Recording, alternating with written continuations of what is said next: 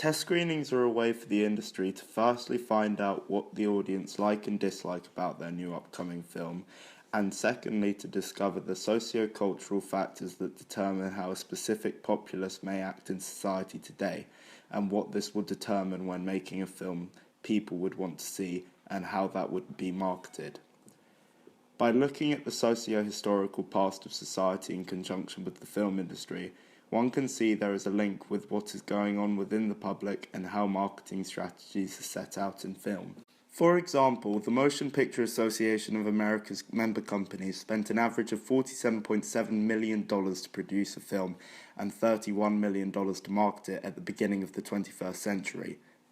Then, in 2010, Hollywood studios spent a total of $3.6 billion just to advertise their motion pictures. This shows how marketing is a quintessential form of industrial self-representation, and John Cadwell, a media studies scholar and filmmaker who teaches at the Department of Film, Television and Digital Media at UCLA, has been quoted to have similar views, and thus each marketing campaign will have specific characteristics linked to the product it is supposed to sell.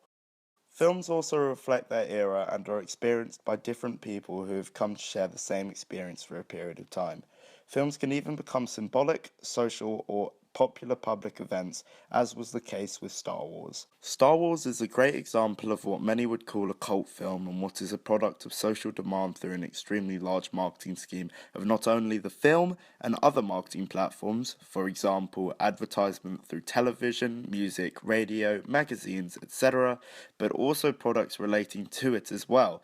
for example, video games, books, comic books, and many other products. It is so popular and demanded socially that Disney bought the rights to the film in October 2012 for $4.05 billion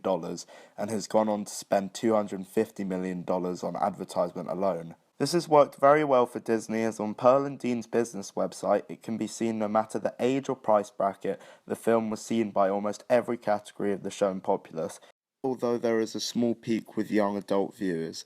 This shows the importance of audience feedback and test screenings, as this data would not have been attained without them.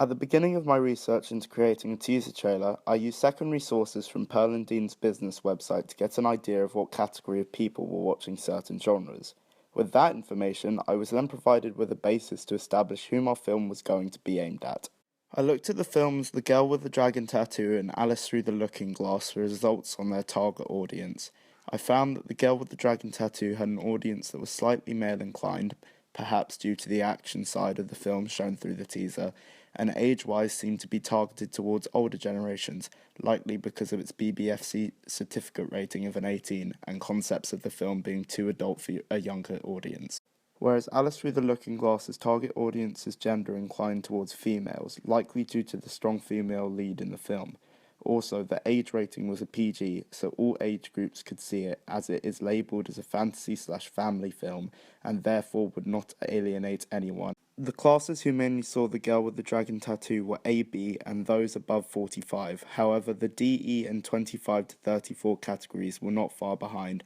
and this may have been due to the students taking an interest in the film because of its complex themes.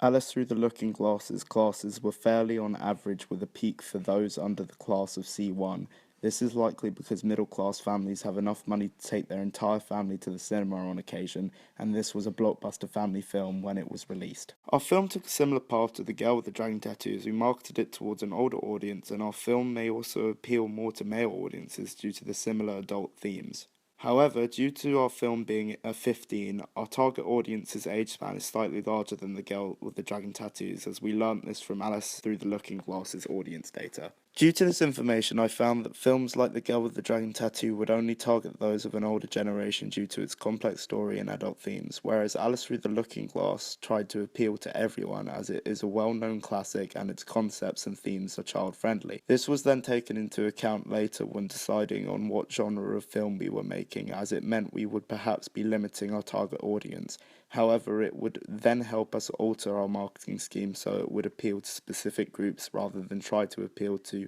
too many and fail in capturing anyone's attention.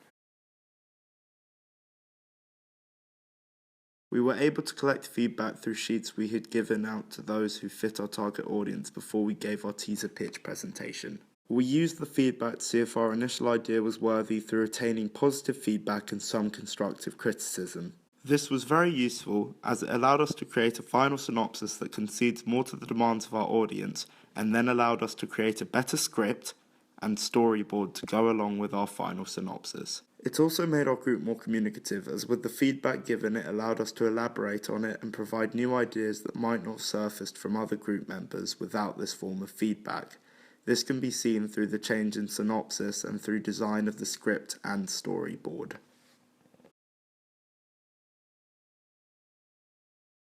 For the rough cut, we also used feedback sheets for response from our target audience, as this technique was very informative when we last used it. We used the feedback to assess our teaser's narrative themes, how much it alludes to what the film will be like, whether it is suggestive of a specific genre, whether it follows the conventions of a teaser trailer, if the audience would see the film in the cinema, and the strengths and weaknesses of our first draft. The feedback was invaluable, as having worked on the project so closely and for such a long time made it hard for the group to see any issues with the first draft. Due to our audience's feedback, we added titles to the end of our teaser and decided to slightly tone down a few effects and also add in a couple others to other shots so to tend to our target audience, as it made the whole of it come together and brought it to an even better professional standard.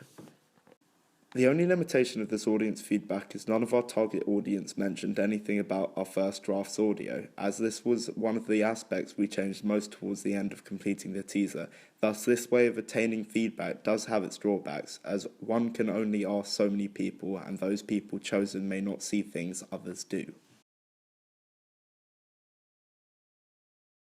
We got feedback for our poster and magazine cover through getting our target audience to write a few thoughts down without the confines of pre-written questions on a feedback sheet due to the drawbacks we had with them previously. This method to get feedback was very useful, as it was a fast way for us to get fresh ideas on our marketing scheme surrounding the film, specifically with the magazine cover and poster.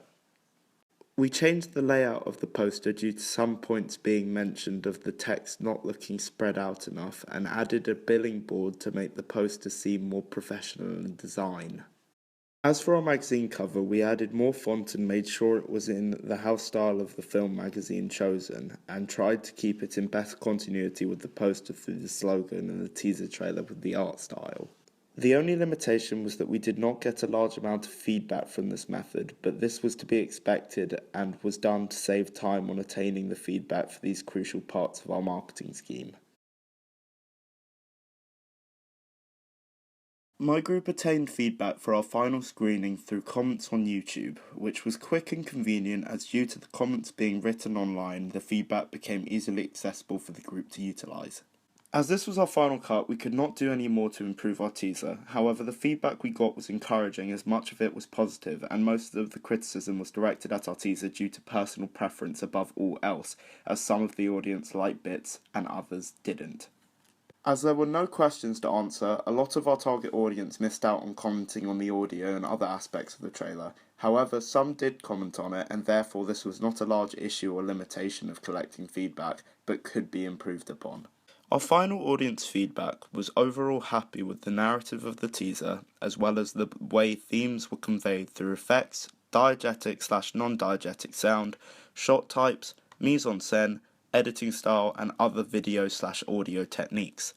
Some did feel too much was given away in the trailer, which was touched upon in previous feedback. However, this was done to intrigue the audience, as what is conveyed in the teaser is not what it seems, and therefore was done in the hope to create more hype for the film. On the whole, the audience liked our overall marketing scheme and felt our brand identity was solid through design. For example, colour scheme, font, mise-en-scène of characters, the tagline, and other aspects of our promotional package. One of our audience felt the spacing of text on our poster could have been expanded, and this was touched upon in previous feedback. However, once again, we felt the specific criticism is more about preference than anything else, and as a group, we are not able to please everyone. For these reasons, I feel my group utilised audience feedback in a way that adapted to the likes and dislikes of our target audience the best we could, and as a result have made a professional promotional package for our film. I also found that audience feedback is an invaluable source of information when developing a promotional package,